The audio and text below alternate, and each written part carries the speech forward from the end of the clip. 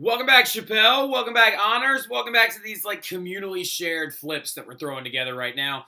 Mainly just because the Honors classes y'all just went so fast, and you just kind of caught up to them a little bit earlier than was expected. But you know what? That's okay. So it actually makes everybody's lives a little bit easier when we share these common flips that also can tend to be a little bit shorter, which is nice. All right. So because y'all are crushing material right now, absolutely just flying through the French Revolution. By the way, I'm going to be posting your study guide hopefully this weekend. All right, I'll see what I can do. But more than likely, it'll be up by then. Happy Saturday, by the way. Now, anyway, so let's go ahead and get after it. So we left off in class talking about the tennis court oath, right? We talked about the failing estates general, okay? So very, very important that we understand these concepts because honestly, the estates general and the tennis court oath will probably be basis for your short answer questions going into this test, okay? You're going to need to explain why the estates general failed so miserably, and it has to do with that whole each estate only getting one vote principle, right? Also, you're going to have to know that, the National Assembly was formed, and at the tennis court oath, they are going to promise to each other that they are not going to disband until their, actual demands have been met. And the big thing about the tennis court oath, of course, is due to the fact that, the big thing about the tennis court oath is they had to go find this tennis court. Oh, God, that's just a red line. They had to go find a tennis court because they were locked out of their meeting hall, right, by Louis XVI. And because this is also a really, really big image that Louis XVI is beginning to fear this popular uprising, right? He's beginning to grow very afraid of this growing National Assembly, this thing that is an estate without being an estate, right? And of course, Katie Goodwin, shout out Katie Goodwin, who figured out very, very quickly that the three central figures right here in this Jacques-Louis David piece has a first estate member, a second estate member, and a third estate member all joining hands and actually promising to go through with this revolution until their goals and demands are met, right? Now, the tennis court oath is going to lead almost directly to another really, really big event in the French Revolution, okay? So this is a really big argument that my AP kids have a lot, and it got very intense one day as a debate. Some people, historians, say the revolution truly began at the tennis court oath, right? Some historians claim that this event is where the revolution actually began. This is the Parisians storming the Bastille, or the storming of the Bastille, and its date is going to be July 14th, 1789, okay? So, as we talked about at the very, very beginning of this topic, the revolution itself does, non-argument begin in 1789. There's probably one historian that's going to find this random YouTube video right here and be like, actually, you could say that the French Revolution truly began. Shut up, Greg. All right, so, now, the big thing about it, though, is that the Parisians storming the Bastille on July 14th, 1789 is going to be a massive event, okay? And it's going to have a lot of background, so make sure you're buckled in and that we're getting after it right now, okay? But rumors are going to begin to swarm all over Paris because troops are going to go in and arrest the National Assembly after the tennis court oath. That Louis was just so fed up with the failing Estates General and so aggravated by the fact that some of his favorite estates, the first and the second, are beginning to turn their back on him and actually join this popular movement.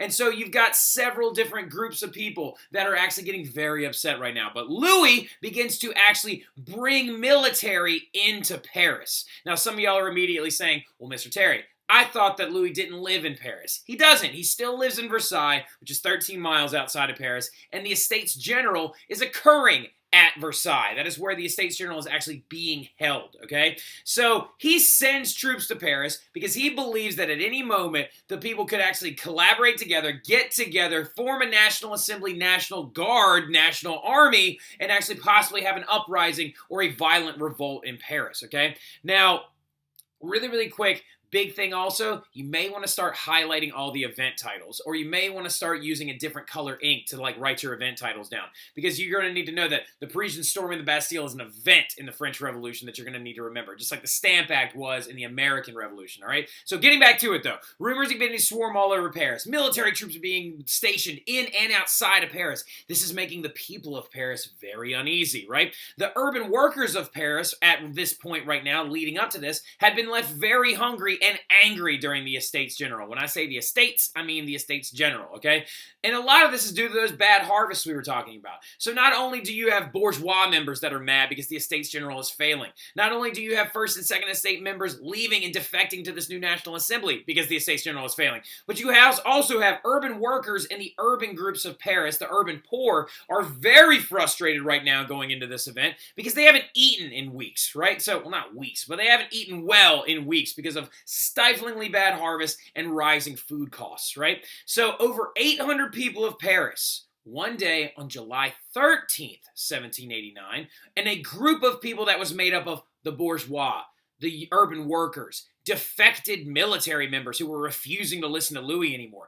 Basically everybody that could be called a revolutionary citizen are going to show up and they're going to storm into this building called the Hotel des Invalides. All right, so in the Hotel des Invalides is actually a very, very large building complex in Paris. This is what it looks like now. The Hotel des Invalides is also an amazing building because it's where Napoleon's body is. So I can't wait to go there one day. I'm going to freak out. It's absolutely gorgeous.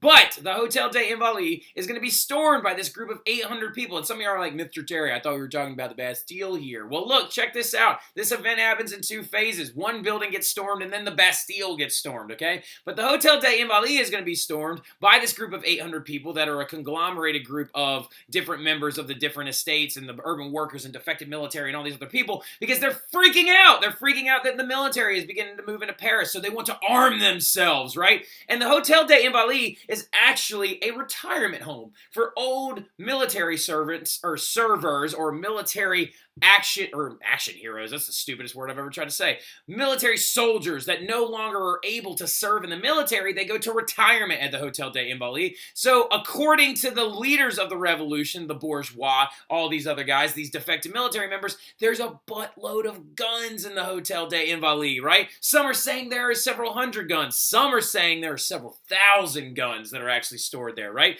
And of course, the people of Paris are freaking out because if the military comes in, they have no guns to fight them off with, right? So they run into the Hotel des Invalides and they don't find one. They don't find two. They don't find three guns. They find, some estimates say, upwards of 24,000 guns, right? 24,000 muskets, and they basically create a very small military. That's insane, right? They also find some bread, which is actually a really big deal, and the urban workers are like, yes, let's go, making a sandwich. All right, so now the big thing, though, is that happens on July 13th, 1789, but eventually what ends up occurring after the storming of the Hotel des Invalides, which again is very beautiful, and this is actually an artistic event showing you that they're grabbing all the guns right here, and they looted the entire building, stealing silver dishes, plates, and anything else they could find. Now, this really, really is a big moment, though, because everybody now has a gun, right? So everybody's got a gun and they're ready to start this revolution. These people, the French revolutionary citizens, are ready to go, but they look down at these guns and they're like, oh, crap, we don't have any powder or bullets. All right, so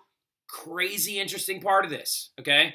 The military had separated those two things. They were like, okay, look, we know for a fact that something could happen, but let's store the guns in the Hotel des Invalides and let's store the gunpowder in the Bastille, right? We'll store the gunpowder in the Bastille because even if they get the guns, they won't be able to fire them. So they'll basically just be glorified clubs, right? So this guy right here that's got this swooning woman on his side has a gun with no bullets in it, right? So they need gunpowder. So on July 14th, they show up out front of this bad boy, all right? Write this down, the Bastille, all right? So the Bastille, actually, when you spell it in English, has two L's, just a heads up. All right, so it's B-A-S-T-I-L-L-E. Now, the Bastille, let's talk about what it is, all right? So you're going to need to jot this down. This is one of those times that when I'm checking your flip, I'm going to be looking for things that I said that necessarily weren't written on the screen. So maybe you should highlight this section to make my checking of your flip a little bit easier, all right? Now, anyway, what the Bastille is.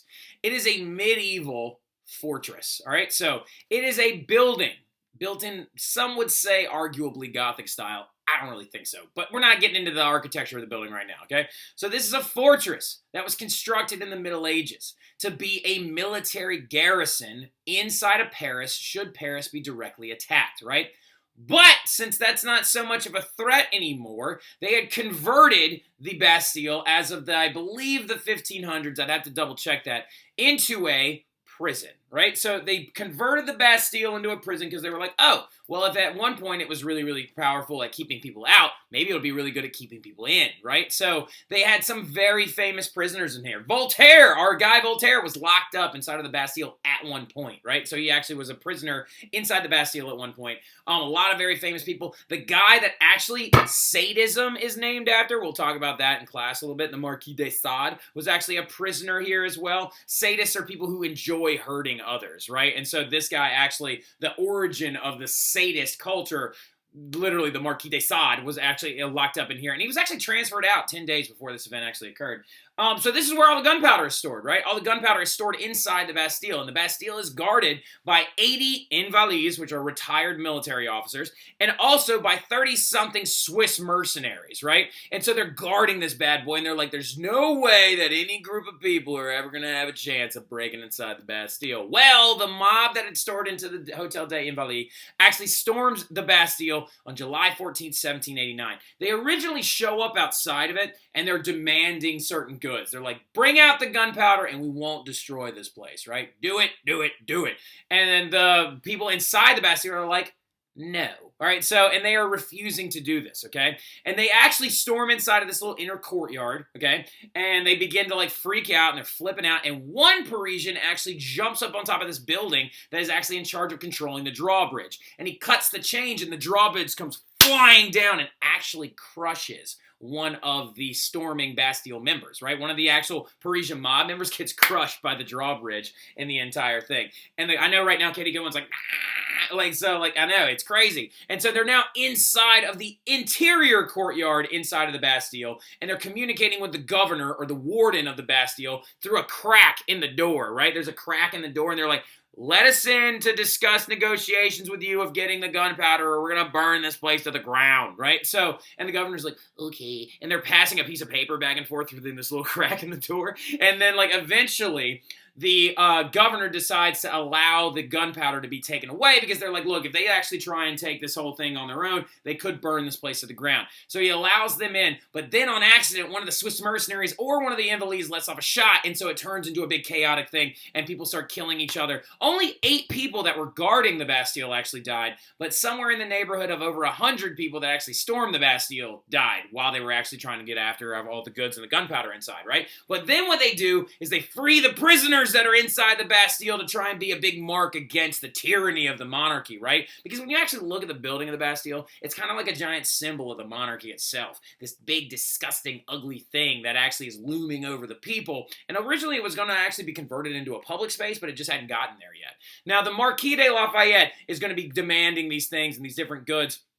And the guys that they were sliding the paper in and out of the crack in the door with, the governor of the Bastille, the guy that was defending it, they actually then proceeded to run in there, take them prisoner, beat the ever-loving daylights out of them, and the guy was like, look, you're gonna kill me, just kill me now already. And he kicks a guy that's trying, like, he kicks one of them accidentally in his whatever. And then that dude freaks out and stabs him to death. And then they take the heads of the governors of the Bastille and they put them on sticks. Like, this is a big image for me, okay? They took the 2 guys that were in charge of keeping the Bastille safe and keeping that gunpowder protected. They took their heads off and cut them off and put them on sticks and began to parade through Paris with their guns that were now fully loaded, right? Like, so this is a terrifying image, okay? And it's a really big deal to understand. This is actually one of the accounts of the actual, like, this is the warden and this is his assistant that were in charge of protecting the Bastille. That's their heads and how they ended up on sticks. This is the big image of the reason why I like to bring the heads up on the sticks and stuff like that is due to the fact that you're now seeing a revolution that is going to be very violent. You're seeing a revolution that is not like the American one, right? The American one had a massive war that dictated the outcome of the revolution, whereas the French Revolution is going to be mobs in the streets, right? We're going to be seeing some really dramatic action right now, and we got several other events we got to get to right now. But yeah, we got heads in the streets, right? And July 14th to this day is celebrated as the storming as Bastille Day. It's considered their Independence Day, right? And they burn the Bastille to the ground. The building's not even there anymore. Actually, the only thing that sits there now is a very large column that is actually placed where the Bastille used to stand. And when they released all those prisoners, guess how many prisoners were inside the Bastille when they actually let them all out? 7 of them.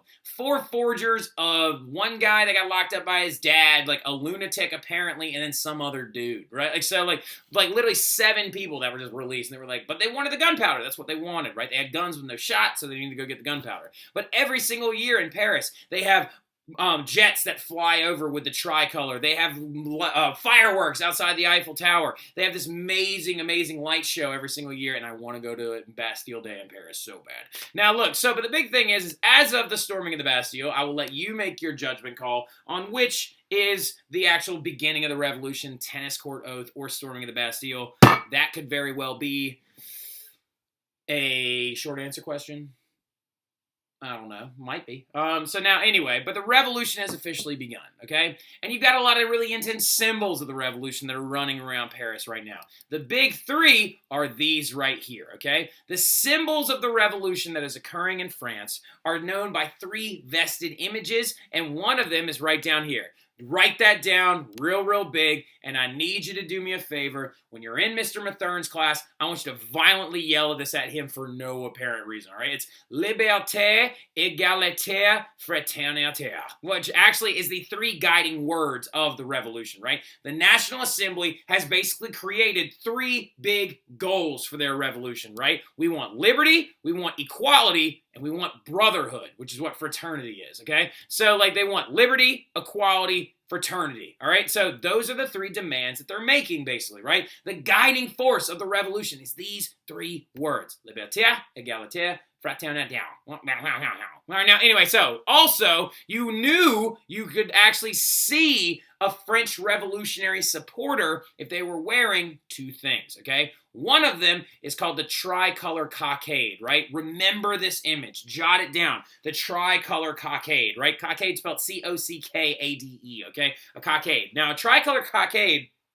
was a pin, all right? So it was a pin that you could wear on your clothing to show that you supported the revolution. Blue interior, white exterior, red, and sometimes they were like flip-flopped around and different stuff like that. If we look at this like picture of the Marquis de Lafayette really quick, as a sword noble, look what he has on his hat. Like, so he has a tricolor cockade. Just the color scheme is switched around, right? So the tricolor was a big image of the revolution itself because it represented their liberty, equality, and fraternity, right? So the big thing also that you knew was the red cap of the revolution. Jot that down. The red cap of the revolution was another very big symbol of the revolution. Funny enough, this has still been a symbol of liberty going on throughout the ages, right? If I actually look this up really quick right now and look at the United States Senate seal, right? The seal of the United States Senate, of the U.S. government. What does it have on it? A red cap of the revolution, right? This image of this red cap, this liberty cap, is going to actually transpose itself over most of your Western civilizations and Western civilization history. This image, this cap, becomes an idea of liberty, right? And actually, fun fact, where does the cap go all the way back to? Ancient Rome, right? So in ancient Rome, if you were a slave that was freed or bought your freedom, you were given a cap to wear called, I think it's like a foul, it starts with a P, but it looked a lot like this, right? So you knew people who were liberated slaves when they wore this cap, right? And it was supposed to represent their goddess Libertas, right? Who is actually the goddess of liberty. So it's a liberty cap or a revolutionary cap, and it's everywhere still to this day. Now, one of the biggest events that's going to happen right after the storming of the Bastille, we got the Marquis de Lafayette, who is pictured right here, in charge of the National Guard now, right? This new military that's being created by the National Assembly. And we need to figure out a way to demonstrate to Louis that we are not messing around, all right? And what we're going to do, we're going to issue our own declaration, right? Know how America had the Declaration of Independence? France has the Declaration of the Rights of Man and Citizenry. Now, look, I'm sorry. It's just like the first part of the document, the Declaration of the Rights of Man. Sounds so dope.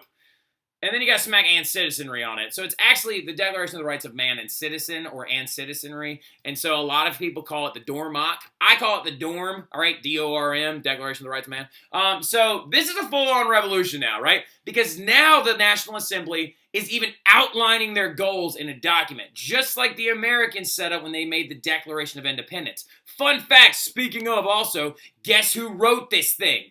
our boy the Marquis de Lafayette with Thomas flipping Jefferson, right? So Thomas Jefferson, one of our founding fathers, helped write the Declaration of the Rights of Man for the French people, right? Like, this is just ridiculous, the intertwiningness of the American Revolution and the French Revolution, right?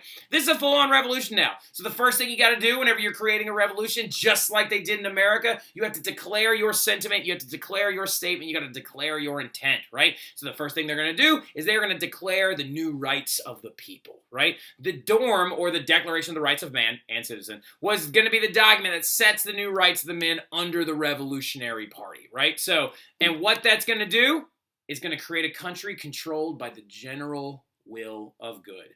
Where have we heard that phrase, the general will, before? Oh yeah, Jean-Jacques Rousseau, right? This bad boy right here is a straight up Enlightenment document. It doesn't matter how you cut it. Literally almost every Enlightenment thinker has their fingerprints on this document, right? Not physically, they didn't go up and touch it or anything, but I mean like their ideological fingerprints all over it. The ideas of Voltaire are in it. The ideas of Rousseau. The ideas of Montesquieu. The ideas of Diderot. The ideas of our Enlightenment. John Locke's a big one too. No ideas from Thomas Hobbes because nobody likes him.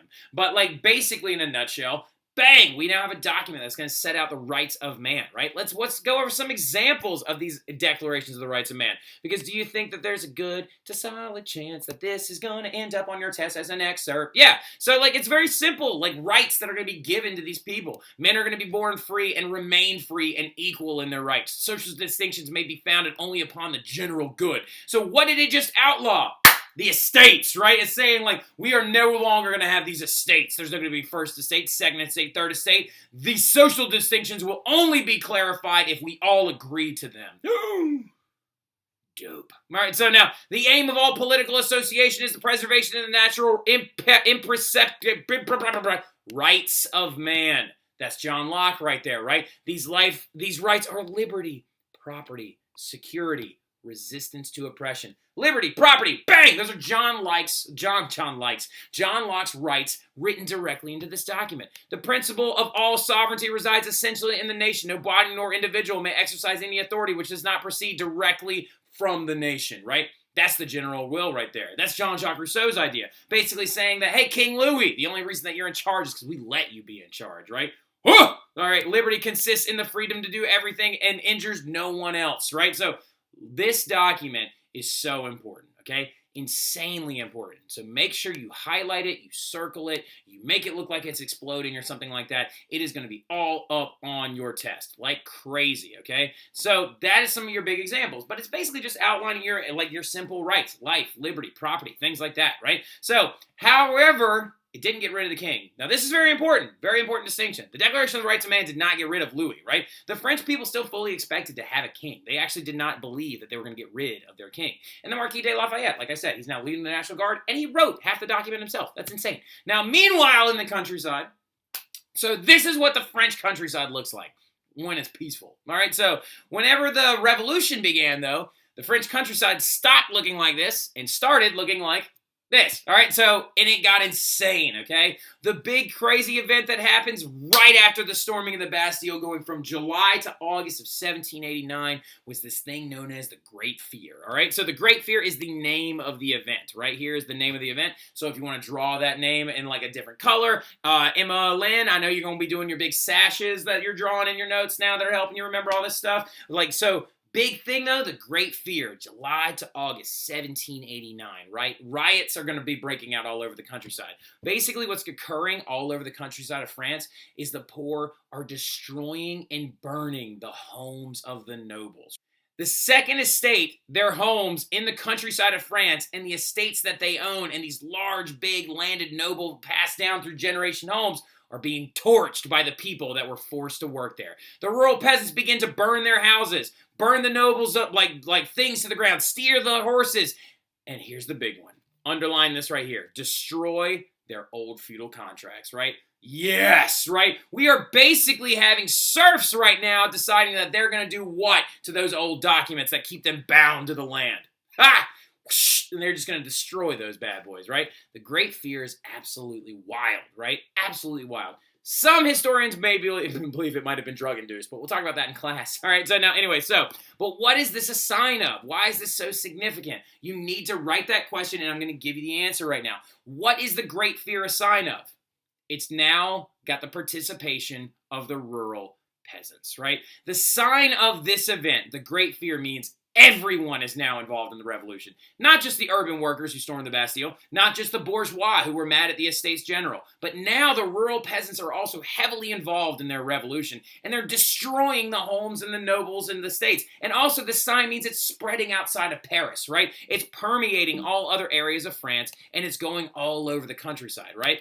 And then you're going to have a reaction to this, right? So for my honors kids right now, y'all are going to have to chart and draft and write an essay on the progressions of the French Revolution through the level of discontent, the liberal phase, radical phase, and the phase of change, right? You're going to need to be able to discuss those things in an essay on your exam coming up. But the big thing, though, is this still a part of that liberal phase? Yes, honors kids, it is, right? Because the night of August the 4th, 1789, is an immediate reaction to the storming of the Bastille and the Great Fear, right? Because to slow down the violence and to keep everyone from dying or all the homes from being burnt or any financial things that the National Assembly could gain for actually helping out the financial situation in France, the National Assembly forces every single noble, whether they be sword or robe, show up and forfeit all of their rights, titles, and property, right? So that's right.